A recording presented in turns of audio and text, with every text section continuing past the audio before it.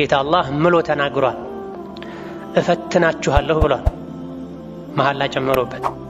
በምንድን ነው የሚፈትነን? በብዙ መልኩ የዱንያም የአኺራም የዲንም የዱንያም ፈተና የሰው ልጆች ላይ እንደሚፈራረቁ ነግሮናል። ለህይወት፣ ለንብረት፣ ለዲን መስጋት መፍራት አንዱ የፈተና አይነት ነው። መክሰር፣ መታመም፣ ወዳጅን፣ ልጅን፣ ወላጅን በሞት ማጣት ሌላኛው የፈተና አይነት ነው። ሁሉም አይነት ፈተናዎች ከጀርባቸው ኸይር አለ ለታገሰ ሰው። ቀደም ሲል እንደተገለጸው ከባዱ የሚመረው የሚጎመዝዘው ፈተና የዲን ፈተና ነው። እኔ የአላህ ባሪያ ሆኜ በሶላቴ በዲኔ በሒጃቤ ለምን እፈተናለሁ መባል የለበትም። ዋጋ ለመክፈል ዝግጁ መሆን፣ መጽናት፣ መታገስ፣ ትክክለኛ መንገድ ላይ ነው ያለሁት ማለት ነው የምፈተነው ለዛ ነው ማለት ነው ብሎ ይበልጥ መጽናት ያስፈልጋል። ወበሽሪ ሷቢሪን ታጋሾችን አብስራቸው ብሏል አላህ ተባረከ ወተዓላ።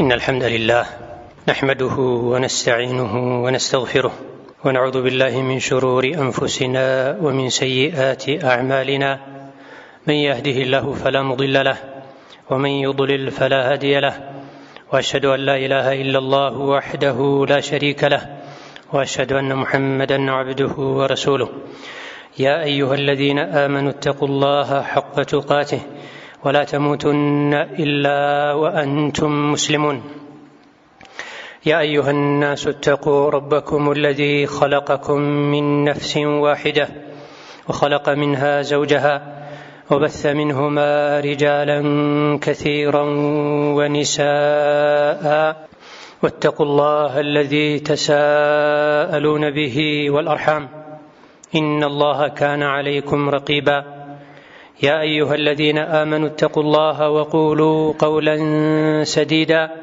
يصلح لكم أعمالكم ويغفر لكم ذنوبكم ومن يطع الله ورسوله فقد فاز فوزا عظيما أما بعد فإن أصدق الحديث كتاب الله وخير الهدي هدي محمد صلى الله عليه وعلى آله وأصحابه وسلم تسليما كثيرا وشر الأمور محدثاتها فإن كل محدثة بدعة وكل بدعة ضلالة وأوصيكم ونفسي بتقوى الله يا عباد الله فاتقوا الله تعالى حق التقوى يا الله باروچوي الله ያዘዘንን በመታዘዝ የከለከለንን በመከልከል ሁሌም በሁሉም ጉዳይ ላይ በሁሉም ቦታ ላይ ጌታ አላህን የሚገባውን ፍራቻ እንፍራው። አላህን መፍራት ነው ከዱንያም ከአኺራ ችግር የሚገላግለው። ዱንያም ላይ አኺራም ላይ የሰው ልጆች ላይ የሚደርስ ችግር ሁሉ አንዱ መነሻው አላህን ተባረከ ወተዓላ አለመፍራት፣ ህጉን አለማክበር ነው። የአላህ ባሮች ሆይ ያለንባት ምድር የፈተና ሀገር ናት። ጌታ አላህ ተባረከ ወተዓላ በጥበቡ በሕክማው ዱንያን የፈተና ምድር አድርጓታል። ለፈተና ኸይሩም ሸሩም ዱንያ ላይ ይገኛል። ኸይርና ሸር እውነትና ሐሰት ዱንያ ላይ እየታገሉ ይኖራሉ። የሐቅ ረዳቶች አሉ፣ የባጥል ረዳቶችም አሉ። ነቢዩላህ አደም የሰው ልጆች አባት ወደ ምድር ከመጡበት ጊዜ ጀምሮ ይህቺ ምድር ጠፍታ ወደ አኺራ እስክንሸጋገር ድረስ ምድር ላይ ሐቅና ባጥል እየታገሉ ይኖራል። ቅያማ ሲቆም ነው አላህ ተባረከ ወተዓላ በሁለቱ መሃል ፍርዱን ሰጥቶ ወዳጆቹ የሱ ባሮች ጀነት ገብተው የሚያርፉት፣ የሱና የዲኑ የወዳጆቹ ጠላቶች ጀሀነም ላይ የሚታሰሩት። ይህ የመጨረሻው የፍርድ ቀን እስኪመጣ ድረስ ሐቅና ባጥል የሐቅና የባጥል ሰዎች መጋጨታቸው መታገላቸው የማይቀር ነው። ይሄ ለምን ሆነ? ይህቺ ምድር የፈተና ሀገር ስለሆነች ነው። ያለ ፈተና ምድር ላይ ተኖሮ ሱራጥን ተሻግሮ ጀነት አይገባም። ሱራጥን መሻገር ፈተና ነው። ዱንያ ላይ ደግሞ እስላም ላይ መጽናት ልክ እንደ አኺራ ሱራጥን መሻገር ከባድ ፈተና ነው። የአኺራን ሱራጥ የመሻገር ፈተና አልፈው ጀነት የሚገቡት ሙእሚኖች እንደሆኑት ሁሉ ዱንያ ላይም ተፈትነው የሚጸኑት ሙእሚኖች ናቸው። የአኺራው ሱራጥ ላይ መቆም በሰላም መሻገር ከባድ እንደሆነ ሁሉ ዛሬ ዱንያ ላይም ኢስላም ላይ ዲን ላይ መጽናት ፈተና ነው፣ ከባድ ነው። ወደ ቂያማ በተጠጋን ቁጥር ፈተናዎች የተባባሱ እንደሚሄዱ ነቢዩ አለይሂ ሰላቱ ወሰላም ነግረውናል። ባለንበት ጊዜ ዓለም ላይ ፈተናዎች የበዙ ነው። ሀገራችን ላይም ብዙ አይነት ፈተናዎችን እያየን ነው። አይነቱ፣ መነሻው፣ ምክንያቱ የተለያየ ዲን ላይ ህይወት ላይ ፈተና እየበዛ ነው። ይሄ የአላህ ተባረከ ወተዓላ ውሳኔ ነው፣ ተፈጥሯዊ ህግ ነው። ከድሮ ጀምሮ አላህ ባሮቹን ይፈትናል። በየዘመኑ የነበሩ ባሮቹ ተፈትነዋል። የሙሳ ተከታዮች ተፈትነዋል። የዒሳ ተከታዮች ተፈትነዋል። የነቢዩ ዓለይሂ ሰላቱ ወሰላም ሙሐመድ ተከታዮች ተፈትነዋል። ሁሉም ተፈትነው አልፈው ነው ጀነት የተመሰከረላቸው። ዱንያ ላይ ኖሮ ላኢላሃ ኢለላህ ሙሐመዱን ረሱሉላህ ብሎ እውነተኝነቱን ማረጋገጥ የሚቻልበት መሬት ላይ የሚታይበት ፈተና ሳይፈተን በአፉ ብቻ ላኢላሃ ኢለላህ ስላለ ስሙን ሙስሊም ስላደረገ የሙስሊም ልብስ ስለለበሰ ብቻ ሳይፈተን ከዱንያ ወጥቶ ሰተት ብሎ ጀነት የሚገባ ማንም የለም። የዱንያ ባህሪ ነው መፈተን፣ የዱንያ መለያዋ ነው። ያለነው የፈተና ሀገር ላይ ነው። የፈተና አዳራሽ ላይ ተቀምጦ ለምን ትፈትኑኛላችሁ ሊል አይገባው። ማን የፈተና አዳራሽ ላይ ከገባ አንድ ሰው ለፈተና ወንበር ላይ ከተቀመጠ መፈተን አለበት። ሀከዛ ዱንያ ላይ እስከኖረን ድረስ ላኢላሃ ኢለላህ ሙሐመዱን ረሱሉላህ በማለት ደግሞ ከተፈታኞች እስከተቀላቀለን ድረስ መፈተን አለበት። ወርቅ የሚሆነው በእሳት ተፈትኖ ነው። ብረት ጥሩ መገልገያ ዕቃ የሚወጣውም በመዶሻ በእሳት ተፈትኖ ነው። ካልሆነ እንዴተኛውም ዕቃ ይሆናል፣ ርካሽ ይሆናል። አላህ ብዙ ፍጥረታትን ፈጥሮ ከፈጠራቸው ፍጥረታት ውስጥ የሰው ልጅን መርጦ ከሰው ልጅ ውስጥም የነቢያት ተከታዮችን የመረጠው ብዙ ፈተናዎችን ካለፉ በኋላ ነው። ጀነት ከሚገቡት ይልቅ ጀሀነም የሚገቡት የበዙትም ፈተና የሚያልፉት ጥቂቶች ስለሆኑ ነው። ብዙ ሰው መፈተን አይፈልግም። በፈተና ሰዓት አይታገስም። ይበሳጫል፣ ይወራጫል፣ ይጠራጠራል፣ መንገድ ለመቀየር ይሞክራል። ፈተናን በጸጋ ተቀብለው ለኸይር ነው፣ ለመልካም ነው፣ ለበጎ ነው ብለው ጸንተው የሚያልፉ ጥቂቶች ናቸው። ዱንያ አንድ አይነት መልክ የላትም። መቼም ቢሆን ተለዋዋጭ ነገሮችን የያዘች ናት። ማግኘት አለ፣ ማጣት አለ። ሁሉ ነገር ተመቻችቶላቸው የሚኖሩ አሉ። አብዛኛውን ነገር አጥተው በችግር የሚኖሩ አሉባት ዱንያ ላይ። ጤነኛ አለ፣ ታማሚ አለ። ጦርነት አለ፣ ሰላም አለ። መክበር አለ፣ መዋረድ አለ፣ ማነስ አለ። ይሄ ሁሉ የሚፈራረቅባት ዱንያ ላይ ነው ያለን። የዱንያ ሰላምና ደስታ ቋሚ አይደለም፣ ጊዜያዊ ነው፣ የሄደ የሚመጣ ነው። ለምን? ዱንያ የፈተና ሜዳ አዳራሽ ስለሆነች ነው። ዱንያ ላይ የሚገኝ ነገር በሙሉ ኸይርም ይሁን ሸር ለፈተና ነው፣ ጊዜያዊ ነው። ኸይርም ጊዜያዊ ነው፣ ለፈተና ነው። እሱም ሸርም ጊዜያዊ ነው፣ ችግር መከራም ጊዜያዊ ነው፣ እሱም ፈተና ነው። ጤናው አፊያው ተሟልቶለት የፈለገውን በቀላሉ ያገኝ የሚኖር ሰውም እየተፈተነ ነው በማግኘት እንደ ፍላጎቱ በመኖር እየተፈተነ ነው። የፈለጋቸው ነገሮችን ያጣ ሰውም በፈተና ነው ያለው። በጦርነት ውስጥ መኖርም ፈተና ነው፣ በሰላም መኖርም ፈተና ነው። የሰው ልጅ ከተወለደበት ጊዜ ጀምሮ እስከሚሞትበት ዕለት ድረስ በፈተናዎች ነው የሚያልፈው። ሞቶ ሲቀበር ደግሞ ሌላ የአኺራ ፈተና ይቀጥላል። ይህ የዱንያ ባህሪ ነው። ባህሪዋ መልኳ አንድ አይነት አይደል። الذي خلق الموت والحياة ليبلوكم أيكم أحسن عملا ሞተንም ህይወትንም በሞትና ህይወት ውስጥ ያሉ ነገሮችንም በሙሉ ጌታ አላህ የፈጠረው ለምንድን ነው? ሊየብሉወኩም ሊሞክራችሁ፣ ሊፈትናችሁ ይላል። አላህ ተባረከ ወተዓላ ባሮቹን በተለያየ መልኩ ይፈትናል። የዲን ፈተና ነው ከባዱ። የዱንያው ፈተና መታመም፣ ማጣት፣ መቸገር፣ መራብ፣ ወዳጅን ልጅን በሞት ማጣት ወዘተ፣ እነዚህ ዱንያዊ ፈተናዎች ቀላል ናቸው በሙእምን እይታ፣ አጅር ይዘው ይመጣሉ። ከባዱ ፈተና የዲን ፈተና፣ ዲንህ ላይ የሚመጣ እምነትህ ላይ የሚመጣ ፈተና ነው። ይሄን ፈተና ያለፈ ሰው ነው ጀነት የሚገባው። ኢማን እንዲሁ ባፍ ብቻ የሚባል ነገር አይደለም፣ ዋጋ የሚያስከፍል ነገር ነው። ውድ ነው በጣም። ሙስሊም ነኝ ላ ኢላሃ ኢለላህ ሙሐመዱር ረሱሉላህ በማለት ብቻ ሙእምንነት ተረጋግጦ ጀነትን መሸለም አይቻልም ማለት ነው። አምኛለሁ ብለህም ትፈተናለህ። ኢማን ባፍ ብቻ አይደለም። አሊፍ ላም ሚም አሐሲበ الناس أن يتركوا أن يقولوا آمنا وهم لا يفتنون ولقد فتنا الذين من قبلهم።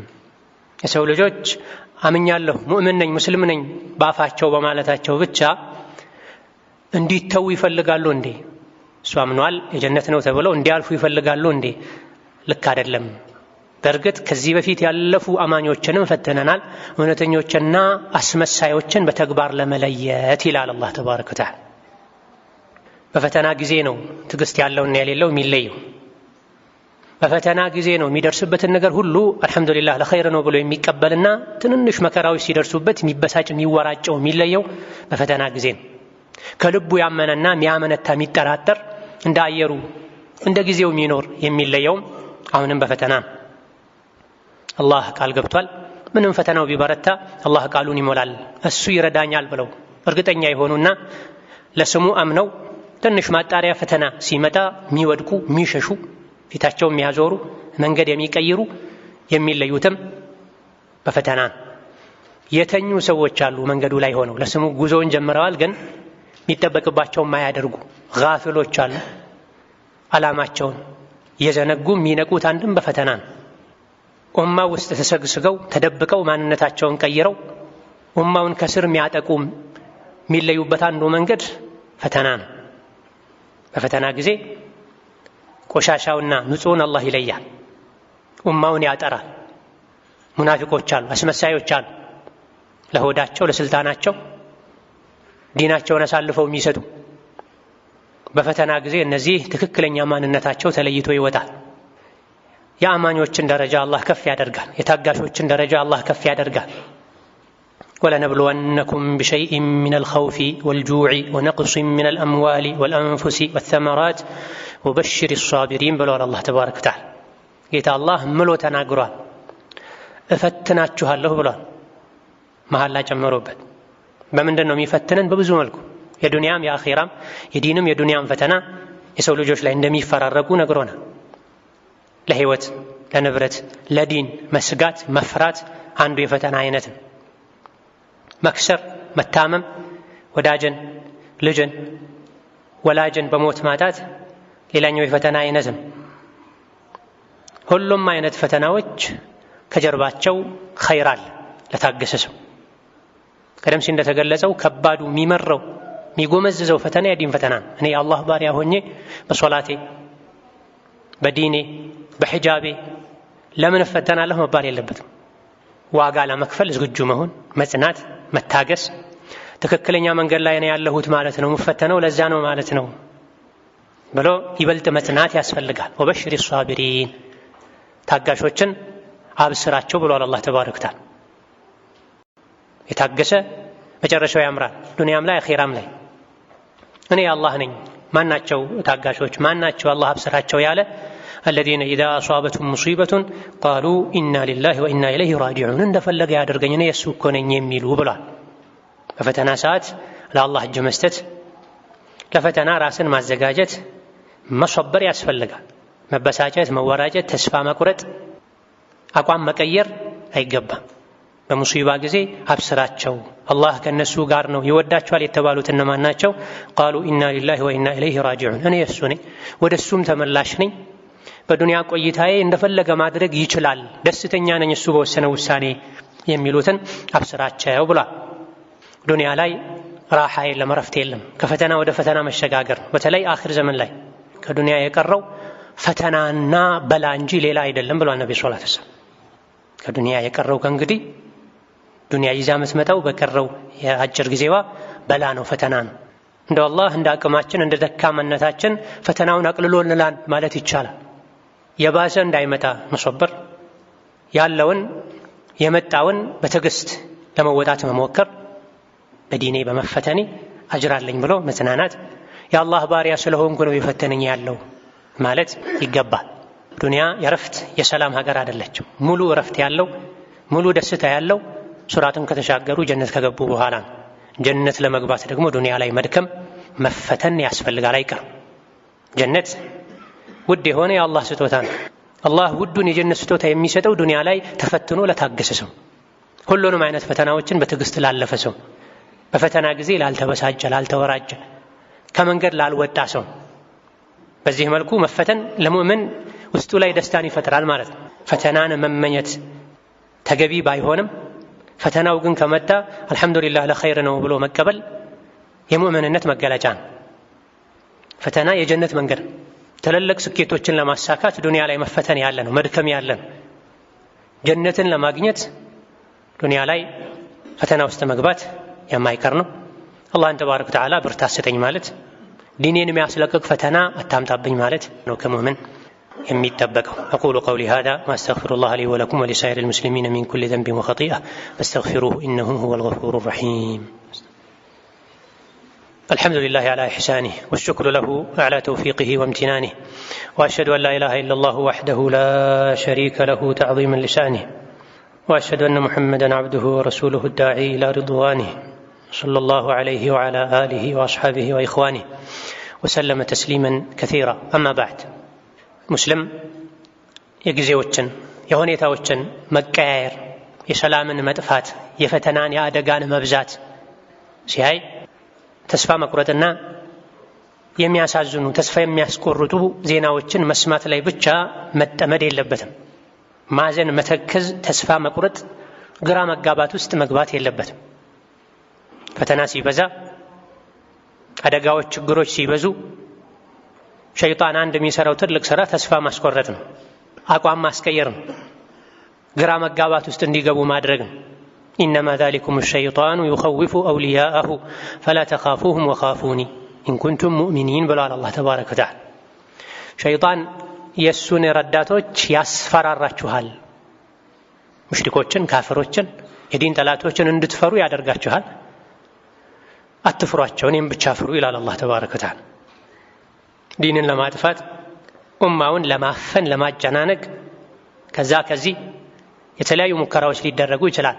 ኢስላምን ለማጥፋት፣ ብርሃኑን ለማክሰም ከድሮ ጀምሮ ሸይጣንና ስራ አስፈጻሚዎቹ የሰው ሸይጣኖች ስራ ይሰራል። ነቢ ሙሐመድ ዓለይሂ ሰላቱ ወሰላም የተላኩ ጊዜ እሳቸውን ለመግደል ከመማከር ጀምሮ ኢስላምን እንዴት እናጥፋው፣ ሙሐመድን በመግደል ከሀገር በማባረር ስሙን በማጥፋት ብለው ድሮና አቡ ጃህል የጀመሩት ሴራ አሁንም እንደቀጠለ ነው። በየሀገሩ በየዘመኑ የእስላምን ብርሃን ለመግታት፣ የአላህ ባሮችን ለማስጨነቅ፣ ለማሰቃየት ሸይጣን የሚመራው ስብሰባ በየቦታው ይደረጋል። በገንዘብም በጉልበትም በዘዴም በሸርም በተንኮልም ማይሞከር መንገድ የለም እስላምና ሙስሊሞችን ለማጥፋት። ይሄን ሁሉ አላህ ያከሽፈዋል። ለዚህ አላህ አትፍሩ ይላል። ሸይጣን ነው የሱን ሰራዊቶች የሱን ወዳጆች ያስፈራራችኋል፣ ፍሯቸው ይላችኋል። አትፍሯቸው እውነት ሙእሚኖች ከሆናችሁ ይላል። ሕፃን ልጅ አባቱ አጠገብ ሲሆን አልፈራም ከሚለው በላይ ሙእምን እኔ ከአላህ ጋር ነኝ፣ አላህ ከኔ ጋር ነው፣ ምንም አልፈራም ሊል ይገባል። በፈተና ጊዜ፣ በስጋት ጊዜ፣ በጭንቀት ጊዜ ምንድነው መደረግ ያለበት? ከዚህ ፈተና እንዴት ነው መውጣት የምችለው ነው መባል ያለበት እንጂ ለማዘን፣ ለመቆዘም፣ ለመጨነቅ የሚዳርጉ ተስፋ የሚያስቆርጡ ዜናዎችን መስማት፣ መተንተን፣ ወሬ መቀባበል ሳይሆን ይህን ፈተና እንዴት ልሻገረው፣ ይህን ፈተና እንዴት ልቀንሰው፣ እንዳይባባስ እንዴት ላድርግ፣ እኔስ እንደ ሙስሊም ምንድነው ከኔ የሚጠበቀው መባል አለበት። ፈተና ከድሮ ጀምሮ ያለ ነው። የተለያየ አይነት ፈተና ያለንበት ጊዜ ደግሞ ወደ ቂያማ እየቀረብንበት ጊዜ ከመሆኑ አንፃር ፈተናው የተባባሰ ነው የሚሄደው። የተለያየ ዓለም ላይም የአላህ ባሮች ይፈተናሉ። ሶላት መስገድ የሚከለከሉ፣ መስጂድ መስራት የሚከለከሉ፣ ሒጃብ ማድረግ የሚከለከሉ የአላህ ባሮች በየቦታው አሉ። እንደኛ ሀገር ላይ አልሐምዱሊላህ ከብዙ ሀገሮች የተሻለ ሁኔታ አለ። ቀላል ነው ችግር የለውም ማለት ሳይሆን ከባድ ነው። አትስገዱ፣ ሒጃብ አታድርጉ፣ ዲናችሁን በነፃነት አትተግብሩ ከባድ ፈተና ነው። አትብላ አትጠጣ ከማለት የከፋ ነው ለሙእምን።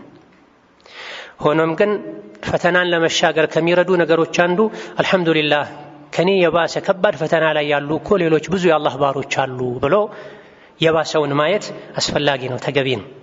የአላህን ኒዕማ ጸጋ እንዳንንቅ ያደርገናል። ጌታዬ ሆይ ከሌሎች ብዙ ከተፈተኑ ባሮችህ የተሻለ ሁኔታ ላይ አድርገኸኛል፣ ይበልጥ የተሻለ ሁኔታ ላይ አድርገኝ፣ ጽናትም ስጠኝ። የትኛውም የምድር ክፍል ላይ የተፈተኑ ባሮችህን ፈተናቸውን ይብቃህ በለው ያሉ ዱዓ ማድረግ ያስፈልጋል።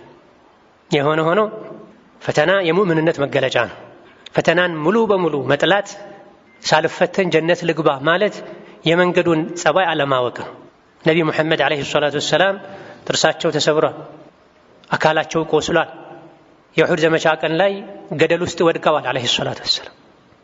ጠላቶች ወደ እሳቸው የወረወሩትን የቀስት መዓት ከእሳቸው ለመከላከል ከለላ ሲሆኑላቸው የነበሩ ሰሓቦች ወደ እሳቸው የተወረወረን ቀስት ከመቀበላቸው የመጣ ጃርት እንስሳ መስለዋል። ከሰውነት ተራ ወጥተው ጦር ሜዳ ላይ ሲገቡ ለጭንቅላታቸው መከላከያ የለብሱት የነበረ ሚግፈር የሚባል ጭንቅላት መከላከያ ጠላቶች በተደጋጋሚ እሳቸውን ለመምታት ብረቱን ሲመቱ ብረቱ ግንባራቸውን በስቶት ገብቷል። ነቢና ሰለላሁ ዐለይሂ ወሰለም ብዙ ሰሓቦቻቸው ተገድለዋል፣ አካል ጉዳተኛ ሆነዋል። ከነቢያት ውስጥ ካለፉት ነቢያት ውስጥ በመጋዝ የተገዘገዘ አለ፣ እሳት ላይ የተጣለ አለ። ለምን? የአላህ መንገድ የዲን መንገድ የፈተና መንገድ ስለሆነ እኛ ትንሽ ነው የተፈተነው። ስለዚህ ውስጥ ላይ ደስታ ሊሰማህ ይገባል። እኔ የአላህ ባሪያ ነኝ ማለት ነው፣ የአላህ ወልይ ነኝ ማለት ነው፣ የእሱ መንገድ ላይ ነኝ ማለት ነው። ስለዚህ መንገዴ ለሸይጣን አላማረውም፣ ለሸይጣን ስራ አስፈጻሚዎች አላስደሰታቸውም። ለዛ ነው ጎትተው ሊያወጡ የሚሞክሩት። እኔ አልወጣም መባል አለበት። ወርቅ ነው ፈተና የሚበዛበት፣ እሳት የሚበዛበት። ሀከዛ ከወርቅ በላይ ነህ የአላህ ባሪያ ሆይ ሶብር አድርግ፣ ሶብር አድርግ። ስለዚህ ፈተና ጊዜ ተስፋ መቁረጥ፣ ተስፋ የሚያስቆርጡ የሚያስፈሩ የሚያሸብሩ ዜናዎችን መቀባበል ሳይሆን በፈተና ጊዜ ምን ላድርግ፣ ፈተናውን እንዴት ልሻገረው፣ እንዴት ላቅልለው፣ ከኔ ምንድነው የሚጠበቀው እንደ ሙስሊም ነው መባል ያለበት። ሱሐቦች ያን ሁሉ ፈተና ሲያስተናግዱ ለምን አይደለም ይሉ የነበረው፣ ለምን ተፈተነን ሳይሆን ሲሉ የነበረው ፈማዛ ተእሙሩና ያ ረሱላህ ነበር የሚሉት። የአላህ ባሪያ አይደለንም እንዴ? ትክክለኛው መንገድ ላይ አይደለንም ማለት ነው እንዴ? ለምን ተፈተነን ሳይሆን ሲሉ የነበረው ፈማዛ ተእሙሩና ያ ረሱላህ። እንዴ ነገር ተፈጠረ። 70 ቁርአን የሐፈዙ ሱሐቦች በአንድ ቀን ተገድለውባቸዋል። ነብዩ ሰለላሁ ዐለይሂ ወሰለም 30ውን ጁዝ ቁርአን ሸምድደው ጭንቅላታቸው የያዙ አካላቸው የያዙ ሱሐቦች በአንድ ቀን ተገድለውባቸው እንደዛ አዝነው አያውቁም ነብዩ ተብሏል ዐለይሂ ሰላቱ ወሰለም። የጡት ወንድማቸው እና አጎታቸው ሐምዛ ተገድለው ሰውነታቸው ተተርትሯል። ያን አይተዋል፣ እጅግ በጣም አልቅሰዋል፣ አዝነዋል። ሴት ልጃቸውን የመካ ሙሽሪኮች ከግመል ላይ ጥለው ነፍሰ ጡር የነበረች ሴት ልጃቸውን የሆዷ ጽንስ እንዲጨናገፍ አድርገውባቸዋል። ይህም በዲኗ ነው። መስማቱ የሚከብድ በአይንህ እንቅልፍ እንዳይዞር የሚያደርግ ከባድ ፈተና አልፏል። ሲራ ስናነብ ያለፉት ነቢያትን ታሪክ ቅሷ ስንሰማ ይሄ ሁሉ ሲሆን ለምን ተፈተነን አልነበረም የሚሉት። አሁን ላይ እንደዚህ አይነት ስሜት እየታየ ነው ብዙ ሰው ዘንድ። ለምንድን ነው አላህ ዝም የሚለው? ስለወደደህ ነው። በአላህ መንገድ ሰዎች ቢሞቱ ወሊየተኺዘ ሚንኩም ሹሃዳ፣ ሸሂዶችን ወደሱ ከፍ ማድረግ ፈልጎ ነው። ሸሂዶችን እየመረጠ ነው፣ እያወጣ ነው።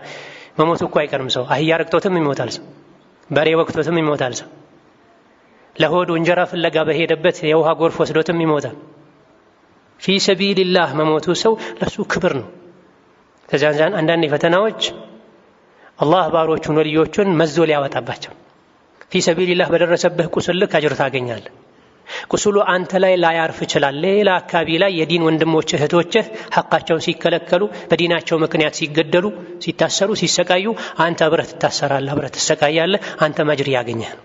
የዓለም የምስራቅ ጫፍ ላይ ዳር ላይ ያለ ላኢላሃ ኢለላህ የሚል ወንድም የዓለም የምዕራብ ጫፍ ላይ ያለ ላኢላሃ ኢለላህ የሚል ወንድም ወይም እህቱ ፈተና ሲደርስበት መታመሙ ማዘኑ ለሱ አጅር ነው። በትክክል ችግሩ የደረሰበት በደረሰበት ቁስል ልክ አጅር ያገኛል። ሌላ ዓለም ላይ ያለ የዲን ወንድሙ ደግሞ የዲን ወንድሙ እህቱ ጉዳይ አሳምሞት በመታመሙ በማዘኑ እሱም አጅር ያገኛል። ስለዚህ በመሰረቱ ኸይር ነው ፈተና ከቻልንበት ከታገስን። ስለዚህ መጥላት የለብንም፣ ፈተና መመኘት የለብንም። መታገስ አለብን፣ መጥላት የለብንም። ጽናት መጠየቅ አለብን። ይህን ፊትና ለመሻገር ምን እናድርግ? ፊትናውን ለመቀነስ ምን እናድርግ? እኔ ጋር እንደው አልደረሰም ለጊዜው ሌሎች በፈተናው እየተሰቃዩ ነውና ለነሱ ምን ላድርግ ነው መባል ያለበት። የኛ ማቋም መሆን ያለበት ይሄ ነው። ትንሽ ፈተና ስትመጣ የፈተና ንፋስ ይዞን ሊሄድ አይገባም። መጽናት መጠንከር መቻል አለብን። በአላህ መመካት መቻል አለብን። መታገስ መቻል አለብን። ያስከፈለውን ዋጋ ከፍለን መጽናት አለብን። የፍርሃት የጭንቀት ወሬን ከማሰራጨት መታቀብ መቻል አለብን። ሰዎች ተስፋ እንዲቆርጡ ያደርጋል። ግራ እንዲጋቡ ያደርጋል። የሞኝ እርምጃ እንዲወስዱ ያደርጋል። ከዑለሞች ጎን መቆም፣ ዑለሞች የሚሉትን መስማት። እኔ ጃሂል ነኝ ምንም አላውቅም ዱዓ አደርጋለሁ ዑለሞች የሚሉትን እፈጽማለሁ መባል መቻል አለብን። ሁሉም የመሰለውን ማድረግ ችግሩን ያባብሳል። በፈተና ጊዜ መደረግ ያለባቸው ነገሮች አሉ። እነዚያም ማወቅ መተግበር ነው የሚጠበቅብን። በአላህ ተባረከ ወተዓላ መተማመን ነው የሚጠበቅብን። አላህ ትቶ አይተወንም። እኔ የእሱ ባሪያ ነኝ፣ ከእሱ ውጪ ማንንም ለምኜ ከጅዬ አላውቅም። በፈተና ጊዜ ደግሞ እሱ አይጥለኝም፣ መውጫን ያበጅልኛል። ድሮ ነቢያት ላይ የነቢያት ተከታዮች ላይ የደረሰው አይነት ፈተና ነው እኔ ላይ የደረሰ ያለውና የእነሱ መንገድ ላይ የመሆኔ ማረጋገጫ ነው። አልሐምዱሊላህ ማለት መጽናናት ይገባል። ሌሎችም በፈተና ጊዜ መደረግ ያለባቸው ነገሮች አሉ። ኢንሻአላህ በቀጣይ ኹጥባ የምንመለስበት ይሆናል። ثم صلوا وسلموا على البشير النذير والسراج المنير فقد أمركم ذلك ربكم قائلا إن الله وملائكته يصلون على النبي يا أيها الذين آمنوا صلوا عليه وسلموا تسليما اللهم صل وسلم وبارك على عبدك ورسولك نبينا محمد وعلى آله وأصحابه وأتباعه وسلم تسليما كثيرا اللهم أعز الإسلام والمسلمين اللهم اعز الإسلام والمسلمين وأذل الشرك والمشركين ودمر أعداءك أعداء الدين اللهم اجعل هذا البلد آمنا مطمئنا وسائر بلاد المسلمين اللهم من أراد بالإسلام والمسلمين شرا فاشغله بنفسه واجعل تدبيره تدميرا عليه يا ذا القوة المتين اللهم رد عنا كيد الكائدين اللهم رد عنا كيد الكائدين اللهم احفظنا من بين أيدينا ومن خلفنا وعن أيماننا وعن شمائلنا ومن فوقنا ونعوذ بعظمتك أن نغتال من تحت أرجلنا اللهم وحد صفوف المسلمين واجمع كلمتهم على الحق يا قوي يا متين اللهم وحد صفوف المسلمين واجمع كلمتهم على الحق يا قوي يا متين اللهم اغفر لنا ولوالدينا ولمشايخنا ولجميع المسلمين اللهم فرج هم المهمومين ونفس كرب المكروبين وقض الدين عن المدينين واشف مرضنا ومرضانا ومرضى المسلمين وارحم موتانا وموتى المسلمين برحمتك يا أرحم الراحمين ربنا آتنا في الدنيا حسنة وفي الآخرة حسنة وقنا عذاب النار آمين والحمد لله رب العالمين.